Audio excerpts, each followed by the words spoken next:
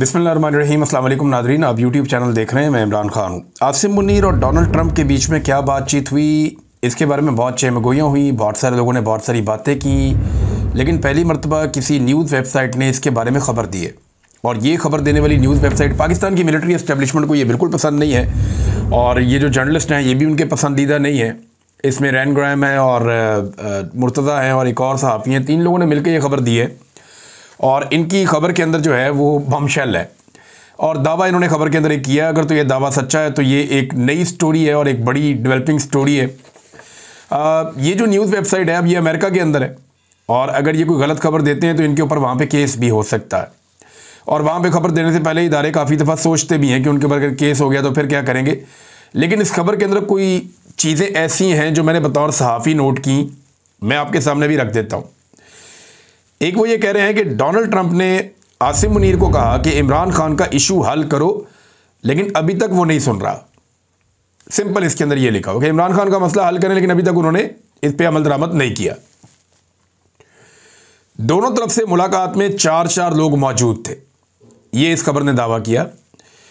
और एक बंदे का नाम बताया कि मोहसिन नकवी इस मुलाकात का हिस्सा था, जो पाकिस्तान का वज़ीर दाखिला, ये भी इसके अंदर लिखा था।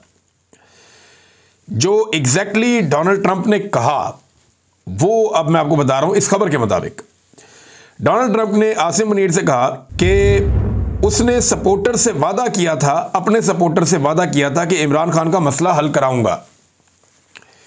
आगे इस खबर में लिखा है कि मेरे पाकिस्तान में दोस्त हैं जिन्होंने मेरी इलेक्शन में मदद की है, मेरे बहुत सारे पाकिस्तानी दोस्त हैं, आपको यह मसला हल करने की ज़रूरत है।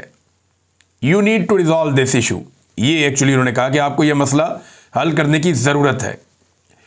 ट्रंप ने बराह रास्त मुनीर से ये बात की। एक ज़राए ने यह बात कंफर्म की है कि डोनाल्ड ट्रंप ने आसिम मुनीर को कहा कि मेरे पाकिस्तानी दोस्त हैं जिन्होंने मेरी इलेक्शन में मदद की, और मेरे बहुत सारे पाकिस्तान में दोस्त हैं, आपको यह मसला हल करने की ज़रूरत है। इमरान खान के हवाले से मैंने उनके सपोर्टर से वादा किया है कि इमरान खान का मसला हल कराऊंगा। अब ये जनाब डोनाल्ड ट्रंप ने आसिम मुनीर को कहा बकौल ये जो पेपर है या वेबसाइट है ड्रॉप साइट न्यूज़, इनके मुताबिक। फिर वो ये कहते हैं कि एक सोर्स ने हमें ये कंफर्म कर दिया कि ये बात डोनाल्ड ट्रंप ने बराह रास्त पाकिस्तानी फील्ड मार्शल से कही। दूसरा उन्होंने कहा कि एक और जरिए से हमने पूछा, जो 8 बंदे वहाँ पे इजाफी मौजूद थे, 8 बंदों की बोला कि 4 इधर से 4 इधर से देना, तो उन्होंने कहा दूसरा फिर हमने एक और बंदे से कंफर्म किया कि क्या ये बात हुई, तो उसने ये ज़रूर कंफर्म किया कि ये बात हुई थी। यानी इमरान खान डिस्कस हुआ, ये बात ज़रूर हुई कि इमरान खान के बारे में डोनाल्ड ट्रंप ने आसिम मुनीर को कुछ कहा, डिस्कशन हुई है, लेकिन हरफ ब हरफ तस्दीक वो नहीं कर सका। यानी एक सोर्स ने जो खबर दी, दूसरे सोर्स ने उसकी हरफ ब हरफ तस्दीक नहीं की कि ये बात ज़रूर हुई है, लेकिन जुमला इस तरह नहीं, इस तरह था। लेकिन चले, इससे एक बात निकलती है कि बहुत सारे हमारे दोस्त जो दावा कर रहे थे कि अभी तो उन्हीं का दावा था ना, पाकिस्तान की मिलिट्री एस्टेब्लिशमेंट के जो करीबी दोस्त हैं, सहाफ़ी हैं या लोग हैं, उनकी तरफ से ही खबरें बाहर आ रही थी। तो वो ये कह रहे थे, या खबरें वो दे रहे थे सहाफ़ी, उनका ये कहना था कि ऐसी कोई बात हुई नहीं, इमरान खान के बारे में कोई डिस्कशन नहीं हुई ट्रंप की और आसिम मुनीर की मुलाकात में। लेकिन अब ये एक नई डेवलपमेंट है। अब इस पर रद्द-ए-अमल या तो जनरल आसिम मुनीर का या मोहसिन नकवी का, या इसके ऊपर रद्द-ए-अमल जो है वो जो लोग डोनाल्ड ट्रंप और उनकी टीम के लोग हैं वहाँ से कोई रद्द-ए-अमल आ जाए तो आ जाए, इसकी तस्दीक या तरदीद हो जाए तो हो जाए। बहरहाल अभी तक जो है वो कोई भी ऐसी चीज़ पब्लिक नहीं हुई थी जो पहली मरतबा ड्रॉप साइट न्यूज़ ने इसको पब्लिक किया है। क्या ये खबर सच्ची है?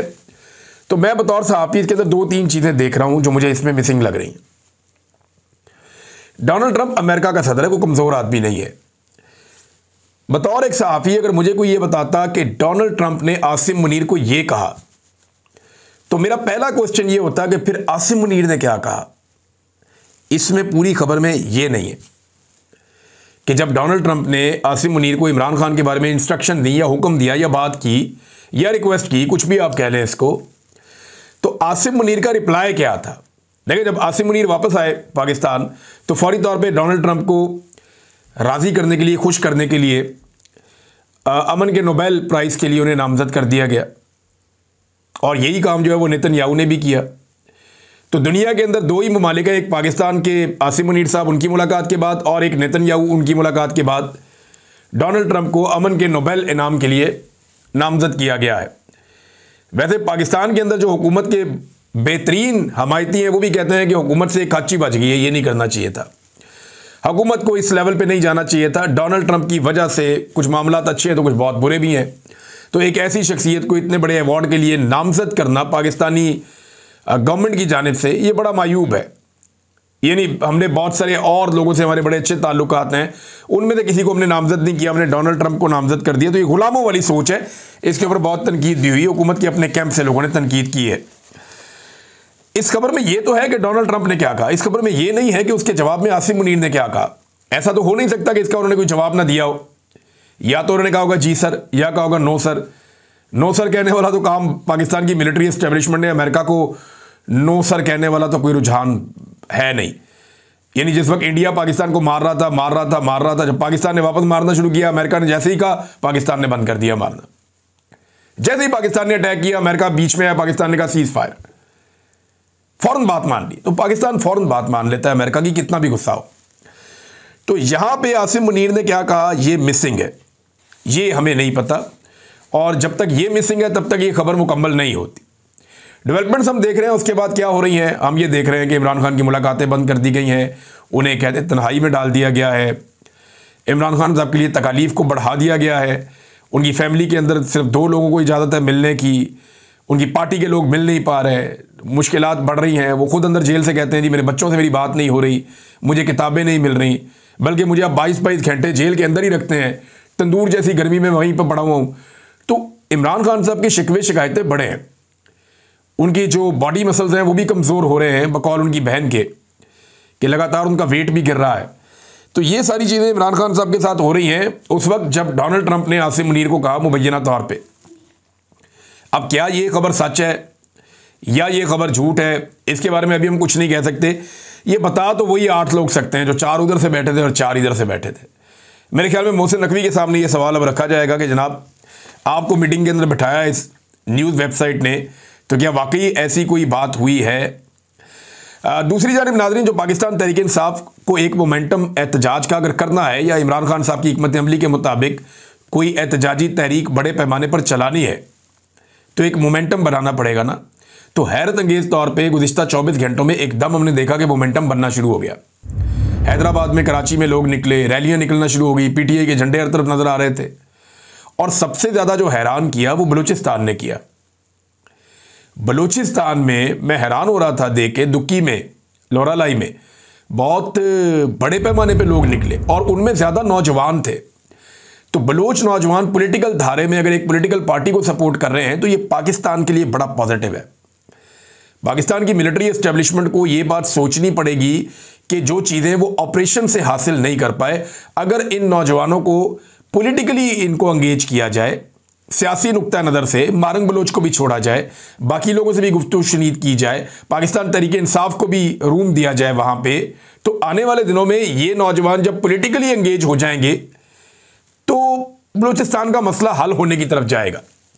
रियासत से गिले शिकवे कम हो सकते हैं, लेकिन अभी फ़िलहाल रियासत से बहुत गिले शिकवे हैं, लोग बड़े सख्त नाराज़ हैं। ख़ासतौर पर खैबर पख्तूनख्वा में बहुत बड़े बड़े इज्तिमात हो रहे हैं।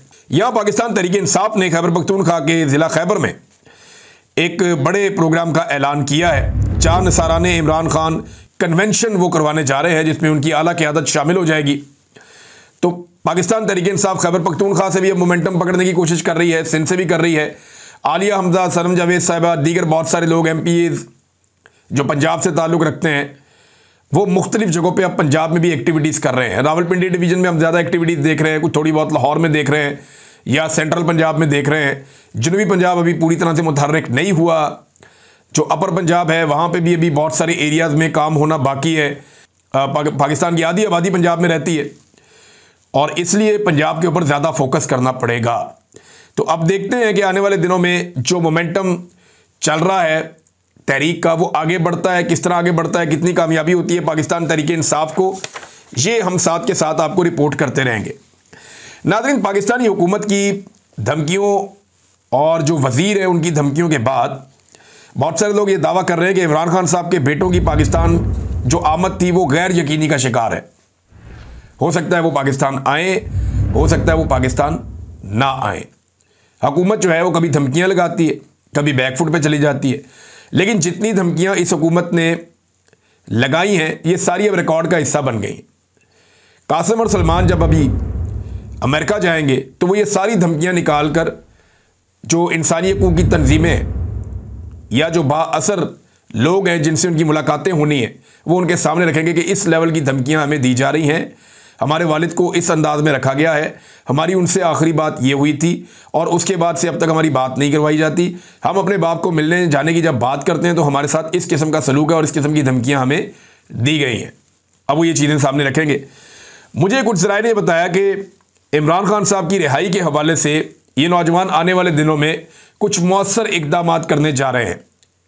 जो लोग इनसे जुड़े हैं उनमें से एक शख्स ने मुझे ये इन्फॉर्मेशन दी है कि अब उन्होंने अपनी फैमिली के अंदर ये फ़ैसला किया है और बताया सबको कि हमारे वालिद जेल में हैं, हम ये समझते हैं कि वो बेगुनाह जेल में हैं और सब कुछ करके देख लिया है। अब वो उम्र के इस हिस्से में है कि हम नहीं चाहते क्योंकि बड़ा नुकसान हो, लिहाजा हम खुद एक रोल प्ले करना चाहते हैं इमरान खान साहब की आज़ादी के लिए और उस पर उनकी फैमिली काम कर रही है। यानी वो दोनों भाई जो हैं वो अपनी हिकमत अमली बना रहे हैं कि हम मैक्सिमम क्या कर सकते हैं, कहाँ तक जा सकते हैं, क्या इसमें वो पाकिस्तान आएंगे। अभी कुछ भी कहना कबल अज़ वक्त है। मेरे ख्याल में अगर वो इमरान खान साहब से मिलेंगे भी ना तो उसके बाद उन्हें इंटरनेशनली इन मामलात को उठाना चाहिए क्योंकि वहाँ से प्रेशर एक बहुत बड़ा जनरेट होता है। पाकिस्तान के अंदर जो जिम्मेदारी है वो उन तमाम लोगों की है जिन्होंने इमरान खान के नाम के ऊपर वोट इकट्ठा करके कौमी असम्बली और सूबाई असम्बली की सीटें जीती हैं या जिन्होंने ओहदे लिए या जो मुख्तलिफ पोजीशंस के ऊपर आकर पहले भी बैठे रहे और अभी भी बैठे हुए हैं। तो इन लोगों की ज़्यादा जिम्मेदारी है पाकिस्तान में यहाँ पे आवाम को मोटिवेट करने की, निकालने की। बतौर इमरान खान के बेटों के वो पूरी दुनिया के अंदर जाके इस मामले को उठा सकते हैं। नाज़रीन, सुप्रीम कोर्ट ऑफ पाकिस्तान से ये एक बड़ी मीटिंग हुई है, वहाँ से कुछ इंपॉर्टेंट खबरें आई हैं, मैं आपके साथ शेयर करता हूँ। चीफ जस्टिस याह्या अफरीदी की ज़ेर सदारत नेशनल जुडिशल पॉलिसी कमेटी का इजलास हुआ है और इसके अंदर जो सबसे इंपॉर्टेंट बात है, यानी जो मेरे दिल के भी बहुत करीब है, उन्होंने जबरी गुमशुदगियों के ऊपर गहरी तशवीश का इजहार करते हुए ये कहा कि अदलिया बुनियादी हुकूक के तहफ़्फ़ुज़ पर किसी सूरत समझौता नहीं करेगी। देखिए, अदलिया पूरी की पूरी समझौते का शिकार हो गई है इस वक्त। प्रैक्टिकली तो यही है ना 26वीं आईनी तरमीम के बाद कि चीफ जस्टिस ऑफ पाकिस्तान के इख्तियारात कम हैं, आईनी अदालत के इख्तियारात ज़्यादा हैं। चीफ जस्टिस ऑफ पाकिस्तान का ओहदा जो है वो एक सेरेमोनियल ओहदा हो गया, जैसे सदर और वज़ीर आज़म में सदर का ओहदा होता है, एक अलामती ओहदा होता है, ऐसे ही चीफ जस्टिस ऑफ पाकिस्तान का ओहदा दिखाई देता है।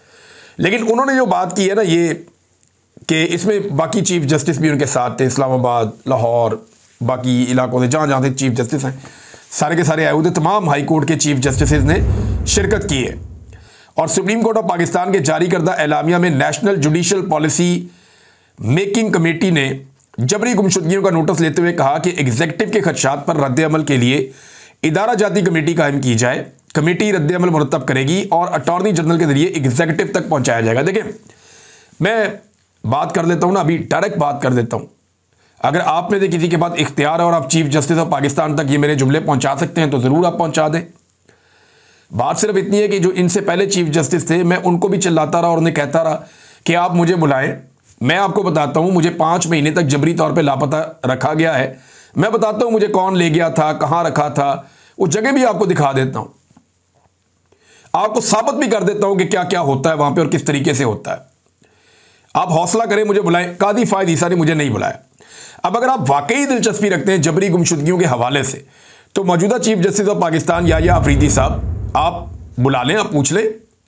किसी भी जो शख्स जबरी तौर पे लापता हुआ उसको बुला लें और पूछ लें। आप मेरे से पूछना चाहते हैं, मैं आपको बता देता हूं जो मेरे पास इंफॉर्मेशन है। मैं तो पुलिस के पास भी गया था मुकदमा दर्ज करवाने, उन्होंने हाथ जोड़ दिए मेरे आगे, उन्होंने कहा जी हम नहीं मुकदमा दर्ज कर सकते, हमें माफ कर दें आप, हम कैसे इनके खिलाफ मुकदमा दर्ज करें इतने ताकतवर लोगों के खिलाफ। तो देखिए, एक सवाल पैदा होता है। मैं चीफ जस्टिस साहब से और उनके साथ जितने भी सारे चीफ जस्टिस हाई कोर्ट्स के मौजूद थे, मैं एक सवाल पूछना चाहता हूं, क्या जबरी तौर पे अगर कोई शख्स लापता हो गया है तो उसको बाजियाब करवाने की जिम्मेदारी अदालत की होती है? नहीं, ये इदारों की जिम्मेदारी होती है कि उसको बाजियाब करवाया जाए। अदालत की जिम्मेदारी होती है कि इस सिलसिले में इंसाफ किया जाए। यानी जिस शख्स ने, जिस इदारे ने, जिस गिरोह ने या जिन लोगों ने या जिस ऑफिसर ने जबरी तौर पे लापता किया किसी को, उसको सजा दी जाए। जब तक आप सजा नहीं देंगे ना, जब तक आप एहतसाब नहीं करेंगे उन लोगों का जो जबरी तौर पे इंसानों को लापता करते हैं, या जो जबरी गुमशुदगियों के लिए जिम्मेदार हैं, या जो फोर्सफुली इंसानों को उठाकर ले जाते हैं, उन्हें मारते हैं, टॉर्चर करते हैं, इल्लीगल हिरासत के अंदर रखते हैं, जब तक आप उन अनासर को पकड़ के सजा नहीं देंगे ना, जब तक आप उन्हें लाकर कानून के कटहरे के अंदर खड़ा नहीं करेंगे, तब तक यह मामला ठीक नहीं होगा। मैं आपको कोरे कागज पे लिख के देने के लिए तैयार हूं कि जब तक आप ऐसे अनासर को कानून की गिरफ्त के अंदर नहीं लेकर आएंगे, यह मामला ठीक नहीं होगा। यही चैलेंज मैंने काजी फायद ईसा साहब को भी किया था। आज आपको भी मैं यही कह रहा हूं कि आप किसी एक केस के अंदर मिसाल बना दें किसी एक ऑफिसर को, किसी एक बंदे को। सब जानते हैं पाकिस्तान की मिलिट्री एस्टेब्लिशमेंट और पाकिस्तान के जो इदारे हैं सिक्योरिटी के, वो इसके पीछे होते हैं जबरी तौर पे लापता करने के मामलात में। ये कोई ढकी छुपी बात नहीं है, आलमी सतह पे छपी है। जितने बंदे छूट कर आते हैं, आप किसी को अपने चेंबर में बुला लें और बुलाकर पूछें आपको कौन ले गया था। बुला लें आप सदाकत अब्बासी को, उस्मान डार को, पूछें कौन ले गया था। आप बुला लें ना, पंजूथा साहब को बुला लें, पूछें उनसे उन्हें कौन ले गया था, वो आपको बता देंगे। आपकी अपनी जुडिशरी से उनका ताल्लुक है, सीनियर लॉयर है वो, उन्हें बुलाकर पूछ लें। और वकला जो गायब हुए थे उन्हें बुलाकर पूछ लें, आप सब आपको बता देंगे उन्हें कौन उठाकर ले गया था, कहां ले गया। अहमद फरहाद साहब को बुलाएं, मुझे बुलाएं, आप पूछें, आपको सब लोग आपके चैम्बर में खड़े होकर बताएंगे। और आप खुद जानते हैं कि जबरी तौर पे लापता किसने किया और कैसे किया और कहां रखा। ज्यादातर चीजें आप लोगों को पता होती हैं। तो मेरी आपसे यह गुजारिश है कि आप जब तक सजा नहीं देंगे तब तक बाजियाबियों का कोई फायदा नहीं। ये लोग जबरी तौर पे लापता होते रहेंगे, क्योंकि लापता करने वालों को यह पता है कि हमारे खिलाफ एक्शन कोई नहीं होना, किसी अदालत ने हमारे खिलाफ कुछ नहीं करना, लिहाजा वो दीदा दरीली के साथ यही काम करते हैं और फिर करते रहेंगे। नाज़रीन, एक और डाटा मेरे पास आया और ये महंगाई के हवाले से बड़ा इंपॉर्टेंट। इस साल में जो चीनी की कीमतों में इजाफा हुआ है, ये महकमा शुमारियात है हुकूमत का, और अभी जो ये कीमत बता रहे हैं वो कम बता रहे हैं। मार्केट में चीनी ने डबल सेंचुरी मुकम्मल कर ली है। जब ये चीनी 80 रुपए किलो हुई थी तो रोला डाल दिया था पाकिस्तान में, पाकिस्तान के मीडिया ने भी और पाकिस्तान की पीडीएम की जमातों ने भी, और महंगी करने वाले भी खुद ही थे, क्योंकि सारी चीनी शुगर मिलें इनकी अपनी है। तो जब 80 रुपए हुई तो इन्होंने रोला डाल दिया था, और आज डबल सेंचुरी की है चीनी ने। ये अखबारात में खबरें छप रही हैं। तो डबल सेंचुरी पे बात करने को कोई तैयार नहीं है। हुकूमत खुद महकमा शुमारियात इस बात का एतराफ कर रहा है कि 55 रुपए किलो इजाफा हो गया अभी चीनी के अंदर, और चिकन की कीमत में 70 रुपए किलो इजाफा हुआ जुलाई के पहले एक हफ्ते के अंदर। 51 अशिया जरूरत जो है उनमें से 19 की कीमतें एकदम बढ़ गई हैं, सिर्फ 6 की कीमतें कम हुई हैं। तो ये पाकिस्तान में महंगाई लगातार फिर ऊपर की तरफ जा रही है, लेकिन किसी की इसकी तरफ तवज्जो नहीं है, कोई इसकी तरफ तवज्जो देना ही नहीं चाहता। ताजिर हैं वो भड़के हुए हैं। ये ताजिरों को मैं पढ़ रहा था, वो कह रहे हैं जी हमने टैक्स नहीं देना, हम एहतजाज में जा रहे हैं। ताजिरों को गुस्सा अपनी जगह पे है, वो कहते हैं जी हमें कुछ सहूलत मिले तो हम टैक्स देना। तो आप उनकी बातें तो सुने ताजिरों की। वो कहते हैं जी इमरान खान के दौर में गुर्बत कम थी, आप 45% पर ले गए। 135 अरब डॉलर जो आपने IMF से लिया उसका आप हमें हिसाब तो देना, पहले आपने हमारे ऊपर कितना खर्च किया। उन्होंने यूके की मिसाल दी कि उनके हुक्मरान अखराजात करते ही नहीं, गाड़ियां सरकारी उनको नहीं मिलती ज़्यादा, आपके मुकाबले में उनका खर्चा बहुत कम है। दुनिया पे उन्होंने हुकूमत की है, और आप 1 लाख लग्जरी गाड़ियां आपके लोग इस्तेमाल कर रहे हैं, ब्यूरोक्रेट और वजीर, इनका तो हिसाब दें पहले। जो पेट्रोल इस्तेमाल कर रहे हैं उसका हिसाब दें पहले। 8200 अरब उन्होंने कहा जी ये सूद में आप दे रहे हैं हर साल। आपने कर्जा हमसे पूछ के लिया था, अगर लिया है तो बताओ कहां खर्च किया, कर्जे का हिसाब तो हमें दो। वो पैसा आपने किकबैक्स के अंदर, रिश्वतों के अंदर वो आपने पहुंचा दिया दुबई में, लंदन में, अमेरिका में, स्विट्जरलैंड में। पैसा तो आप पाकिस्तान से बाहर लेके सारा कर्जा लेते हैं अवाम के नाम पे, अवाम पे लगाने के बजाय पैसा बाहर ले जाते हैं, और अवाम को आप हिसाब देने के लिए तैयार नहीं कि पैसा आया तो खर्च कहां पे हुआ, किन के अकाउंट्स में ये पैसा है, सारी दुनिया जानती है। ये भी उन्होंने कहा ताजिरों ने। उन्होंने कहा जी 2000 अरब की एक और चोरी हुई है ये DDR में। 12 साल में 24,000 अरब का नुकसान उन्होंने ये क्लेम किया कि IPPs ने कर दिया। और इसके लिए जिम्मेदार कौन है? यही शरीफ खानदान, जरदारी खानदान। इन्होंने टका के IPPs लगाए। राजा रेंटल कहते थे राजा परवेज अशरफ को, उसके बाद इन्होंने खुद ला के लगा दिए IPPs। और पाकिस्तान को जो नुकसान 12 साल में हुआ, 24,000 अरब का नुकसान हुआ पाकिस्तान को, ये ताजिरों ने दावा किया। उन्होंने कहा ये सारे अली बाबा 40 चोर हैं, हम 19 तारीख से जा रहे हैं मुल्क गिर हड़ताल के लिए, एहतजाज के लिए। चाबियां शहबाज शरीफ को भिजवा दी थोड़े दिन पहले इन्होंने। तो ताजिर तपे हुए हैं। एक तो पाकिस्तान में देखें, ताजिरों से टैक्स लेना एक बहुत बड़ा चैलेंज है। ताजिर पाकिस्तान में टैक्स नहीं देते, ये शिकायत हर हुकूमत करती है। लेकिन ताजिर ये कहते हैं कि जनाब सानू कुछ दोगे तो टैक्स देंगे ना, हमें सहूलत आपने कौन सी दी हुई है? कोई सहूलत सरकार हमें बताए कि उन्होंने हमें ये सहूलत दी है, इसके बदले में टैक्स हम जमा कराएं तो हमसे टैक्स ले लें। अब ये रोला पड़ा हुआ है। हुकूमत कहती है टैक्स दो, ताजिर कहते हैं किस बात का टैक्स दें, आप हमें सहूलत क्या दे रहे हैं? और वो ये कहते हैं जालिमाना टैक्स है। अब जो इख्तियारात बढ़ा दिए FBR के ताजिरों से टैक्स लेने के लिए कि बंदे गिरफ्तार करो, अंदर डालो, उस पर वो और ज़्यादा परेशान है। और 19 जुलाई से वो लोग कह रहे हैं जी हम मुल्क की हड़ताल के ऊपर चले जाएंगे इस मामले को लेकर। नाज़रीन, मौलाना खानजेब साहब की शहादत के बाद ANP ने इजलास बुलाया अपने थिंक टैंक का, और वो 2 ऑप्शन पे गौर कर रहे हैं, या तो मोटरवेज को बंद कर देंगे या वो पेशावर के अंदर बड़ा एहतजाज करेंगे। लेकिन देखिए, मौलाना साहब का जो शिकवा था या उनकी तहरीक जो चल रही थी, वो एक ऑपरेशन के खिलाफ चल रही थी, ड्रोन्स के खिलाफ, और वो वफाकी हुकूमत करती है। तो ANP ने अगर एहतजाज करना है उनके हवाले से, मोटरवेज बंद करना है, उनका जो भी एहतजाज तो उनका हक है, जहां मर्जी वो करें। लेकिन ये फेडरल गवर्नमेंट के खिलाफ पेशावर में एहतजाज कैसे करेंगे? सवाल तो ये पैदा होता है। बहरहाल देखते हैं ANP इसमें क्या फैसला करती है। अब तक के लिए इतनी, अपना ख्याल रखिएगा, अपने चैनल का भी। अल्लाह हाफिज़।